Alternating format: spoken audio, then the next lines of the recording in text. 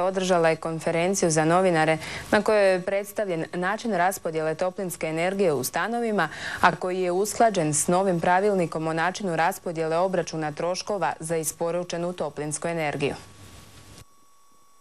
Dosadašnja praksa plaćanja toplinske energije u stambenim zgradama dugi niz godina bila je noćna mora vlasnicima stanova, s obzirom kako sami nisu mogli utjecati na troškove potrošene toplinske energije. Novim pravilnikom o raspodjeli troškova stanari su napokon dobili mogućnost plaćanja upravo onoliko koliko uistinu i potroše, a ne da solidarno plaćaju primjerice i susjedovu potrošenu toplinsku energiju koji kada mu je vruće u stanu otvori prozor.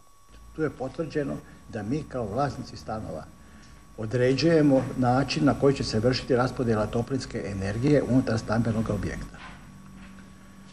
I da mi kao vlasnici stanova određujemo ko će vršiti obračun i utvrđivati potrošnju u stambenom objektu. Ukoliko se više od 50% vlasnika stanova neke zgrade odluči na utvrđivanje potrošnje pomoću razdjelnika uz koji bi se utvrđivala stvarna potrošnja, distributer je prema pravilniku obavezan prihvatiti takav način obračuna pružene usluge, tvrdi Martinović.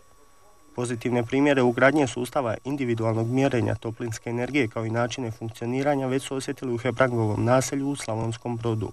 Uz pomoć primijenjenog sustava vlasnici tamošnjih stanova tako imaju mogućnost uštede od 10 pa do maksimalnih 50% u odnosu na prijašnje izdvajanja za toplinsku energiju.